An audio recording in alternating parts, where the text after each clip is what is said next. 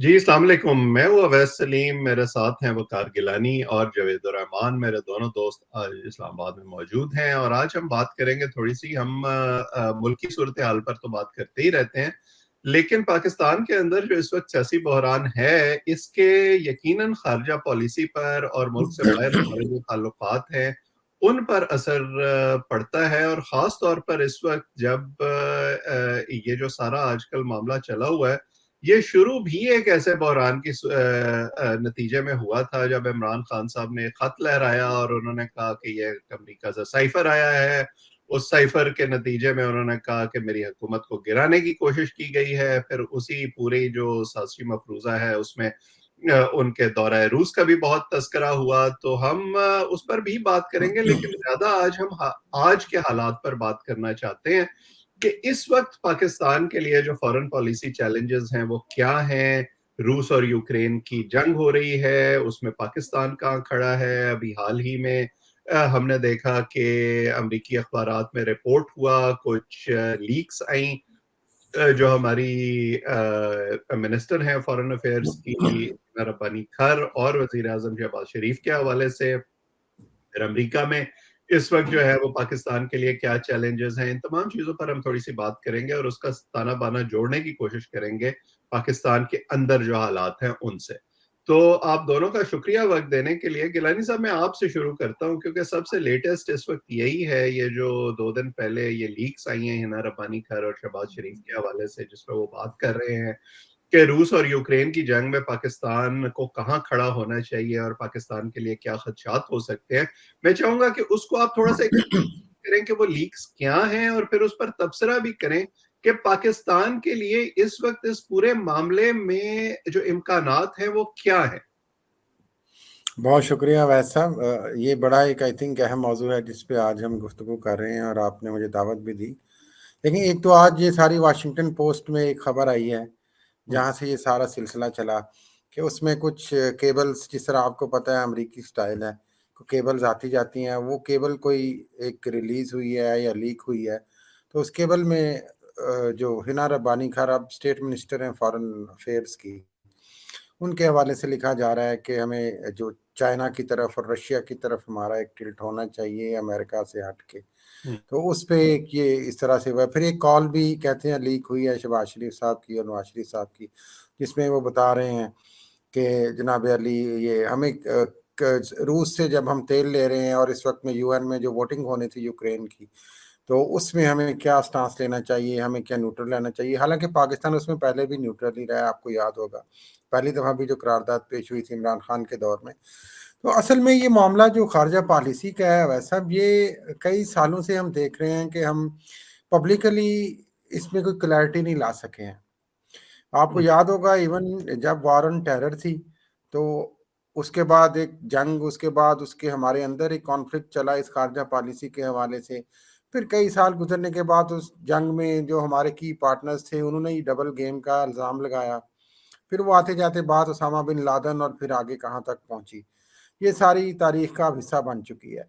उसके हुँ, बाद हमें ये भी पता है कि जब से सीपैक का मामला शुरू हुआ, तो अमेरिका के शुरू से रिजर्वेशंस थे कि हम चाइना की जो इन्वेस्टमेंट है उस पर बहुत ज़्यादा रिलाई कर रहे हैं।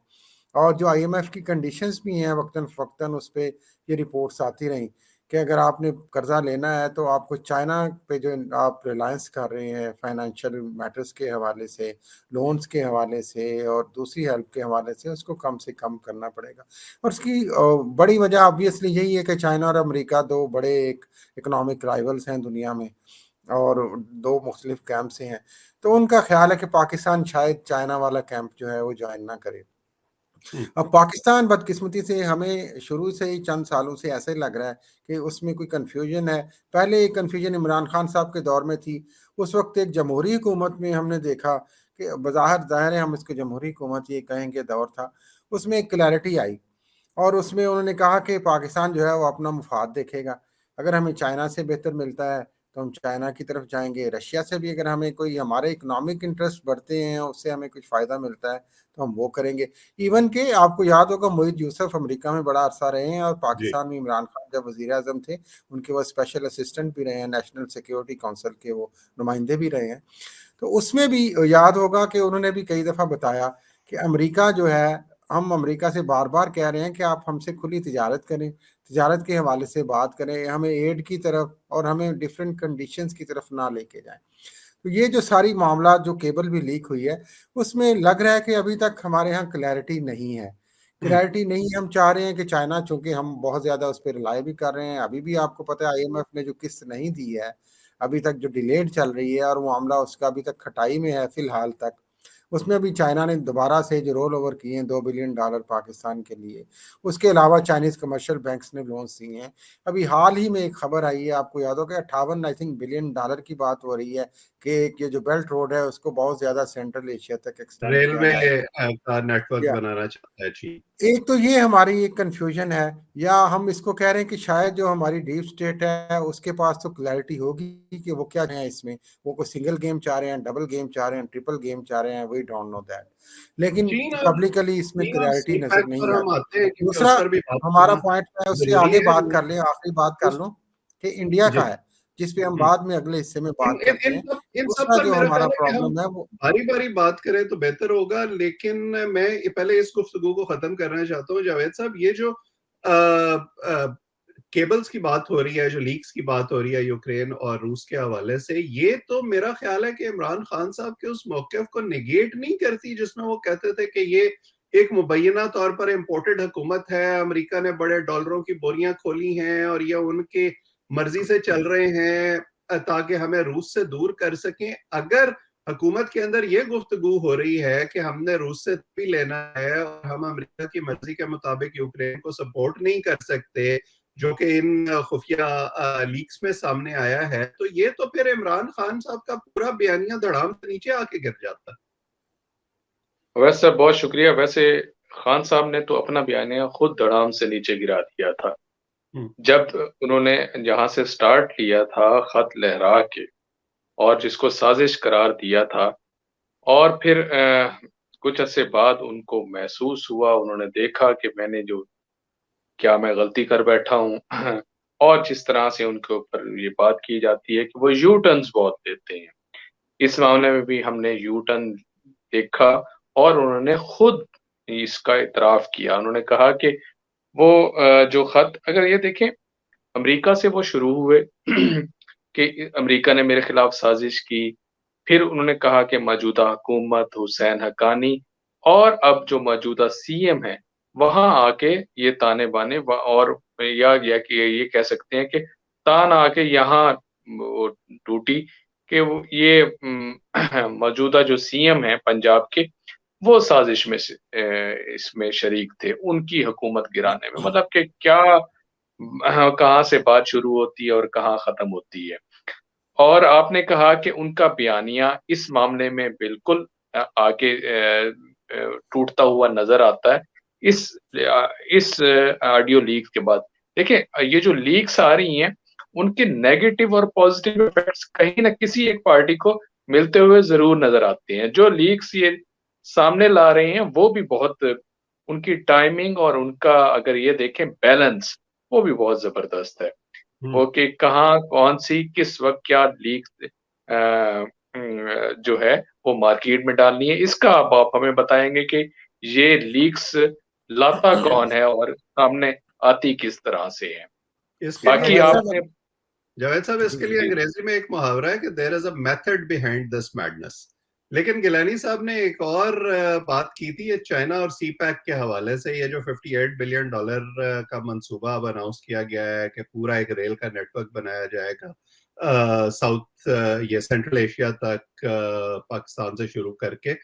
आपको लगता है कि पाकिस्तान के अंदर इस हवाले से कोई कैपेसिटी है या क्लैरिटी है? क्लैरिटी की बात भी बार बार की गिलानी साहब ने और बड़ी दुरुस्त की, क्योंकि हम तो अभी तक इसी लड़ाई से बाहर नहीं आए। मुल्क के अंदर एक पार्टी आती है तो वो कहती है कि इसने कश्मीर बेच दिया, इसने सी पैक का सौदा कर दिया। दूसरी आती है तो वो कहती है कि नहीं नहीं, हमने नहीं किया, ये तो इन्होंने किया था। अभी 2 साल के बाद जो है वो सी पैक दोबारा रिवाइव हुआ है स्लो डाउन होने के बाद। तो क्या हम ये डिमांड चीन पूरी कर सकते हैं आपके ख्याल में? देखिए, गिलानी साहब ने बिल्कुल ठीक जिस खदशे का इजहार किया वो बिल्कुल ठीक है। एक हुकूमत आती है, वो IMF से कुछ और बात करती है, उनसे वादे वईद लेके आती है और उन्हें अपने टर्म्स एंड कंडीशन और रोड मैप उनके साथ तय कर लेती है। सब कुछ हो जाता है। फिर उसके बाद हम देखते हैं कि एकदम वो हुकूमत चली गई। चलें, हुकूमतें आती-जाती रहती हैं, लेकिन ये जो नेशनल इंटरेस्ट या बड़े जो मंसूबे होती हैं, उनको चेंज नहीं किया जाता। उसके अंदर एक मैच्योरिटी होती है, उसको उसी खतूत के ऊपर चलाया जाता है। यहाँ तो हम क्या देखते हैं कि दूसरी हुकूमत कौन-सी आई, ये जो आपकी PDM की हुकूमत है, उसके अंदर 2 वज़ीरे जो खज़ाना हैं, उनके अलग-अलग बयानात हमारे सामने आते हैं, अलग पॉलिसीज़ सामने आती हैं। मिफ्ता इस्माइल साहब कुछ और कहते हुए नज़र आ रहे होते हैं और उनकी डील्स कुछ और नज़र आती हैं। इसहाक डार साहब आते हैं और उन्होंने पहला बयान क्या दागा था कि मैं जानता हूँ इनके साथ डील करना, IMF की बात कर रहा हूँ। और फिर जिस तरीके से उन्होंने डील किया वो अभी तक हम देखते फिर रहे हैं कि कब डील होनी है, क्या नहीं डील होनी और वो डील क्या और वो डील के बाद जो महँगाई का होना और ना होना दोनों सूरतों में महँगाई तो अपना लेके खड़े हैं ना कि महँगाई होनी है। आज भी बड़े अगर हम देखें कि कल उन्होंने जो बात की कि मैं पेट्रोल की कीमतें मैंने नहीं बढ़ाई। बड़ा एहसान मतलब कि इस अवाम पे किया गया है। बाकी जो कीमतें बढ़ी हैं बाकी गिलानी साहब ने जो जिस खदशे का इज़हार किया रेलवे प्रोजेक्ट से रिलेटेड अ अ, यही तसलसल ना होने की वजह से हम मार खा रहे हैं। हमें अब किसी न किसी स्टेज पर बैठ के चार्टर ऑफ इकोनॉमी की बहुत अशद ज़रूरत है कि जो भी हुकूमत आएगी इन खतूत को बिल्कुल नहीं छेड़ेगी क्योंकि इसका असर आने वाले दौर पे पाकिस्तान पे पड़ता है। पॉलिटिकल पार्टीज़ पे कोई फ़र्क नहीं पड़ता। इस चीज़ को देखना होगा, थोड़ा-सा तो नेशनल इंटरेस्ट, थोड़ी-सी तो कौमियत का कहीं न कहीं हमें दिखाना चाहिए, चाहे वो कोई भी पार्टी हो कोई भी सियासी पार्टी हो उम, अपने थोड़ा-सा पॉइंट स्कोरिंग से बाहर निकल कर पाकिस्तान का सोचना चाहिए।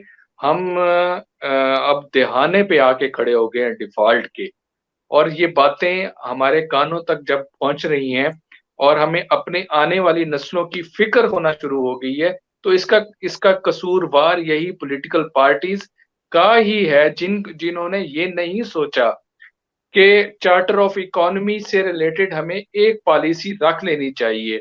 उसके ऊपर हमें एक-दूसरे के खामखा की क्या होता है खामियाँ नहीं और निकालनी चाहिए। ये जो इकोनॉमी है और पॉलिटिकल स्टेबिलिटी है, ये एक दूसरे से जुड़ी हुई हैं। लेकिन गिलानी साहब, जी, जब हम इकोनॉमी का सवाल करते हैं और फॉरेन पॉलिसी का सवाल करते हैं, तो मैं हमेशा ये कहता हूँ कि हम मगरिब की तरफ देखते हैं, IMF, वर्ल्ड बैंक की तरफ देखते हैं कि वो हमारे मसाइल हल करेंगे, आके हमारी माशी मदद करेंगे।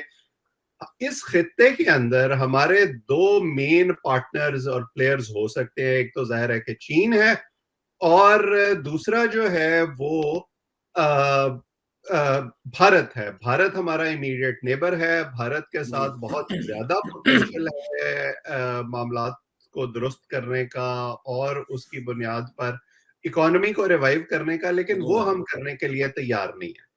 तो मैं क्या आपको लगता है, अब ये हम देखते रहे पिछले दिनों में नसीम ज़हरा और हामिद मीर ने जो है इंकशाफ भी किया कि जनरल बाजवा कहते थे कि जी हम तो जंग ही नहीं लड़ सकते भारत के साथ। खान साहब जो हैं वो कहते हैं कि जब तक भारत के अंदर वो हमारी मर्जी के मुताबिक कश्मीर का स्टेटस नहीं होगा, हम तो उनसे बात ही नहीं करेंगे। अगर मौजूदा हुकूमत भारत के साथ मामलात रिवाइव करने की कोशिश करती है, अब जैसे हमारे वजीर खारजा बिलावल भुट्टो साहब जा रहे हैं उधर, तो उन पर जो है वो तरह तरह के इल्जामात लग रहे हैं कि ये मुल्क का सौदा कर रहे हैं वगैरह वगैरह। तो ये मसला जो है हमारा और भारत का ताल्लुकात का, ये कैसे हल होगा? मैं बहुत शुक्रिया वैसम, लेकिन मैं इससे पहले अगर आप इजाज़त दें तो मैं 2 मिनट आपके पहले क्वेश्चन पे बात करना चाह रहा था जो आपने जावेद साहब से पूछा। हम्म, आपने जो कहा कि इमरान खान का बयानिया धड़ाम से गिर गया, इस सारी सूरत-ए-हाल में। मेरा नहीं ख़्याल, मेरा इसमें नुक्ता नज़र मुख्तलिफ है। मैं इसमें ये कहना चाह रहा हूँ कि मुझे लग रहा है कि इमरान खान का बयानिया उस वक़्त का, ये सूरत-ए-हाल में ज़्यादा खुल के सामने आया और मज़बूत हुआ। वो कैसे आप देखें, आर्मी लीडरशिप भी बदली है हमारे यहाँ। नवंबर के बाद नए आर्मी चीफ आए हैं, जो कमर जावेद बाजवा साहब साबिक आर्मी चीफ थे, उनकी आप पॉलिसीज के देखें, नो डाउट जो उनकी स्पीच थी एक यहाँ पे उन्होंने यूक्रेन के हवाले से, आपको पता है बड़ी फेमस हुई, कि उसमें उन्होंने वाजे कहा कि हमें यूक्रेन नहीं जा सॉरी रूस नहीं जाना चाहिए था और हमें यूक्रेन के हवाले से सपोर्ट करनी चाहिए थी स्टांस को। फिर उनका एक जो एक सॉफ्ट स्टांस था टुवर्ड्स अमेरिका भी और टुवर्ड्स इंडिया भी। तो वो इस्टेब्लिशमेंट जो पुरानी हमारी मिलिट्री इस्टेब्लिशमेंट थी, उसके स्टांस के हवाले से एक कॉन्ट्राडिक्शन थी, एक कॉन्फ्लिक्ट था जो जमहूरी हुकूमत थी और जो उस वक्त के आर्मी चीफ थे उनका, और वो उस वक्त खुल के सामने आया जब इमरान खान वहाँ पे गए रशिया में, और उसके बाद एक सारी पेचीदगी आपको पता है फॉरेन लेवल पे भी शुरू हुई डिप्लोमेसी के हवाले से। तो इस लिहाज से मैं समझता हूँ कि इमरान खान का बयान ही आज ये हुकूमत दोहरा रही है कि जनाब हमें अपना मुफाद देखना चाहिए। अगर हमें रशिया से अब फायदा मिल रहा है इकोनॉमिकली, चाइना से मिल रहा है, तो हम उसको लें। लेकिन इसमें बार बार जो अब उसमें प्रॉब्लम है वो IMF की वो डील भी है। आपको ये भी याद होना चाहिए कि 2-3 दफ़ा इसहाक डार साहब जो हमारे अभी वजीर खजाना है मिल चुके हैं डोनाल्ड ब्लूम साहब से, जो अमरीका के सफ़ीर हैं इस्लामाबाद में, और उनसे रिक्वेस्ट कर चुके हैं फॉर्मली कि हमें आप IMF के हवाले से हेल्प आउट करें। ये जो लीक आई है, उसके बाद मैं इंडिया पे आपके सवाल की तरफ आऊंगा। देखें, ये जो केबल लीक हुई है इसकी रिपोर्टिंग हुई है वाशिंगटन से, और वाशिंगटन पोस्ट एक बड़ा अंग्रेजी अखबार है वहाँ का, उन्होंने ये सारी रिपोर्टिंग की है।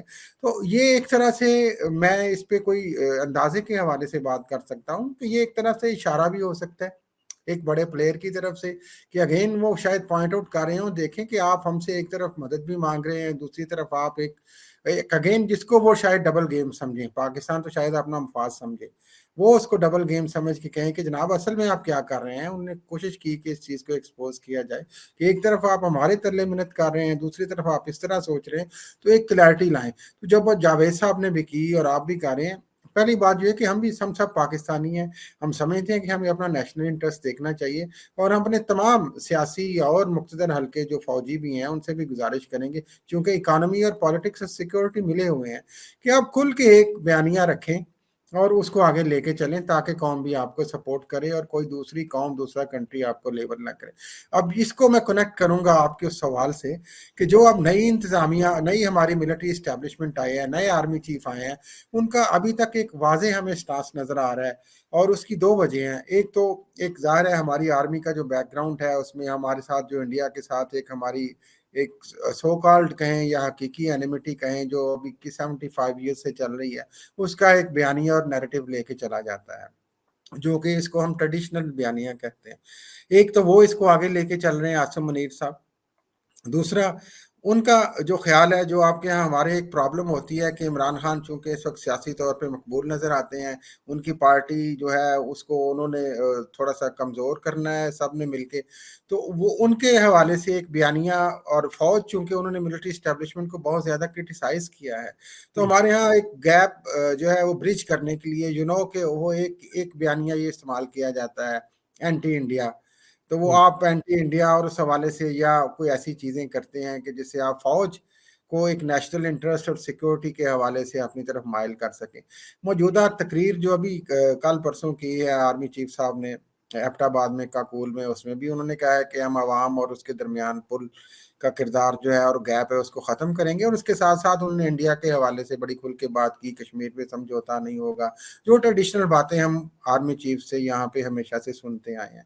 तो ये जो इंडियन सेंट्रिक पॉलिसी है, जिसकी एक नेशनल डायमेंशन है, डोमेस्टिक डायमेंशन है, एक इंटरनेशनल डायमेंशन है, कि हमारा जो ट्रेडिशनल नैरेटिव है उसको लेके चलना है, उसमें हम शायद कुछ तलाश करने की कोशिश कर रहे हैं। इसलिए जो आपने कहा, अभी आप पहले ये देखें कि जो शंघाई कॉन्फ्रेंस हो रही है, उससे पहले अभी 4-5 दिन पहले ये जो डिफेंस मिनिस्टर्स की SCO हुई है कॉन्फ्रेंस और समिट इंडिया में, उसमें ख्वाजा आसिफ साहब ने शरीक बराह रास्त जाके इन पर्सन शिरकत नहीं की, और एक वर्चुअल उनकी अटेंडेंस थी वहाँ पे। उसके कॉन्ट्रेरी ये बात अब एक हाईलाइट होना शुरू हो गई है कि बिलावल भुट्टो जरदारी जो हैं वजीर खारजा, वो बसी थे वजीर खारजा वहाँ जाएंगे। गोवा में गिलानी अभी साहब, उससे पहले ये जो G20 की मीटिंग हुई है और कश्मीर के अंदर हुई है इंडिया में, उसकी इतनी बड़ी सिग्निफिकेंस है कि हम जिस तरह से चीजों को लेते हैं दुनिया उस तरह से नहीं लेती। नहीं सऊदी अरब समेत कई मुसलमान ममालिक, तुर्की और दूसरे जी ममालिक उसमें शरीक हुए हैं, और किसी ने वो आवाज नहीं उठाई जिसको हमने अपने गले का तौक जो है वो बनाया हुआ है, और वो हमें पीछे से एग्जैक्टली चल रही है। लेकिन हम समझने के लिए तैयार नहीं है। ये बिल्कुल हम उस रवायती अंदाज में ही अभी तक चल रहे हैं। जब तक देखें हम एक इसमें एक नेशनल कंसेंसस लाया जाए और मिलिट्री इस्टेब्लिशमेंट बेशक इसको लीड कर ले, हम तो ये कहते हैं, लेकिन एक क्लैरिटी ला के एक नैरेटिव बिल्ड करें फॉरेन पॉलिसी के हवाले से, ताकि पब्लिक में भी क्लैरिटी हो, बाकी कौमों में भी क्लैरिटी हो कि पाकिस्तान किस तरफ जाना चाहता है। ये जो छुप छुपा के इधर से भी तरला मिन्नत हो रहा है, उधर से भी बातचीत हो रही है, उससे एक कन्फ्यूजन और उससे एक बैड इमेज जो क्रिएट होता है, वो क्रिटिसाइज होता है, उससे बड़ी एक तकलीफ होती है। जाहिर है पाकिस्तानी को भी होती है और बाहर वाले पाकिस्तानियों को भी होती है। लेकिन मैं आपको बताऊं, इसलिए हम होपफुल ज्यादा नहीं है अभी मेरे ख्याल में। मैं आप इसको ब्रेकिंग न्यूज समझें या कुछ भी, या एक तजिया समझ लें कि अभी बिलावल भुट्टो जरदारी भी अब जो लग रहा है ना कि एक हमें पीपल्स पार्टी से एक उम्मीदें होती हैं, जिस तरह से वो हमेशा से उन्होंने इंडिया पाकिस्तान फ्रेंडशिप की बात की है, बेहतर तल्लुकात की बात की है, ऐसी उम्मीदें वाबस्ता हमें नजर नहीं आ रही। और ये कोई भी बाइदस क्यास नहीं कि बिलावल भुट्टो जरदारी वहां पे जाएं और वो कोई इंडिया एंटी इंडिया तो नहीं हम कहेंगे, लेकिन वो इंडिया को एक बड़े अच्छे अंदाज में क्रिटिसाइज करके आए उसकी पॉलिसी के हवाले से, कश्मीर के हवाले से, और हम फिर वही एक स्टेटस को में जाके वापस चले जाएं। और हो सकता है कि कोई बायलैटरल मीटिंग भी ना हो फॉरेन मिनिस्टर्स की वहां पे। वैसे भी ये 12 साल के बाद एक मेरा ख्याल है फॉरेन मिनिस्टर का टूर है, इससे पहले हिना रब्बानी खारी गई थी। तो एक तो ये जो बड़ा इसको एक क्रिटिसाइज तो किया जा रहा है शायद पॉलिटिकली इंटरनली, लेकिन शायद हो सकता है कि ये एक बड़ा तयशुदा प्रोग्राम हो जिसमें बिलावल भुट्टो जरदारी साहब वही बयानियां पेश करके आए जो हमारा ट्रेडिशनल बयानिया है उस समट में, इंडिया के लिए एक पैगाम दे के आए, और फिर दोस्ती की तरफ भी कहेंगे, लेकिन साथ वो उसको कंडीशनलाइज कर देंगे, जिस तरह हमारी हुकूमतें और मिलिट्री इस्टेब्लिशमेंट पहले कहती रही है कि जनाब आप कश्मीर के हवाले से देखें आपने कितना जुल्म किया है, तो उस पर पहले कुछ बात करें फिर हम बैठेंगे। तो इसलिए हम अभी तक वही बात के वो सर्कल्स में जिस तरह आप कहते हैं घूम घूम के हम अभी point of no zero point पे खड़े हैं कि आगे हमने कहाँ जाना है, हमारी उसमें क्लैरिटी लानी होगी फॉरेन पॉलिसी के हवाले से, क्योंकि इसका नुकसान ना सिर्फ पाकिस्तानियों को होता है, पूरे कंट्री को होता है, और इससे जो इमेज हमारा डिस्टॉर्ट होता है या किया जाता है उसको उसको आई थिंक मद्देनजर रखना चाहिए हमें। जो लेबलिंग होती है उसको देखना चाहिए हमें और उस पर सोचना चाहिए। बिल्कुल सही जावेद साहब, कुछ तकनीकी मसाइल की वजह से हमारे साथ छोड़ गए थे दरमियान में, अब वापस आ गए हैं। तो जावेद साहब हम तकरीबन अख्ताम कर रहे हैं। भारत पर हम बात कर रहे थे, अब ये जो जा रहे हैं हमारे वजीर खारजा भारत, उस हवाले से आपको कोई लगता है कि इस दौरे से कोई बेहतर चीज निकलेगी? जी देखें, बिलावल भुट्टो साहब के जाने से रिलेटेड ये बातें आ रही थी कि वो क्यों उतावले हो रहे हैं यहाँ जाने के लिए, और उसको इस तरह से ताबीर किया जा रहा था कि अमेरिका की तरफ से सर्द मैरी है और फिर भी ये जाने के लिए ख्वाहिशमंद है। हालांकि ऐसी बात नहीं है। ये जो इनविटेशन है वो एक मुल्क का दूसरे मुल्क के लिए नहीं है, ये 2-3 मुल्क का आपस में इस तरह से उनको बुलाया जाएगा। और अच्छी बात है, जाना चाहिए और वहाँ रिप्रेजेंट करना चाहिए, अपना मौक़िफ़ सामने देना चाहिए। और मुल्कों का अगर हम देखें इस तरह से साइड पर बैठ जाना ठीक नहीं होता। जब तक आप जाएँगे नहीं, अपनी बात नहीं करेंगे और न कुछ अपनी जो अपने मुल्क से रिलेटेड या खित्ते से रिलेटेड बात नहीं होगी, वो आपके लिए, आपके मुल्क के लिए बेहतर होगी। नशिस्त खाली छोड़ के आना, ये ठीक नहीं है। बिल्कुल सही कह रहे हैं आप। और बुनियादी बात यह है जो हमें याद रखनी चाहिए कि इन दौरों से शायद फौरी तौर पर कुछ ना निकले, लेकिन कम से कम एंगेजमेंट जरूर होगी, एक बर्फ पिघलेगी और उससे शायद फिर आगे कोई बेहतरी का रास्ता निकले। लेकिन वो तब तक नहीं उसमें से कोई मस्बत पेशरफ्त होगी जब तक हमारे यहाँ एक कंसिस्टेंसी का माहौल नहीं होगा। जैसे मैंने शुरू में कहा कि ये जो फॉरेन पॉलिसी के मामलात हैं, जो हमारे मुल्कों के साथ ताल्लुकात हैं, इनको जो हमारी इंटरनल पॉलिटिक्स है उससे बाहर नहीं रखा जाएगा, इल्जामात का तबादला जो है वो खत्म नहीं होगा। और उसी से फिर हमें ये भी सबक लेना चाहिए कि हम अपने हमसाये नहीं बदल सकते।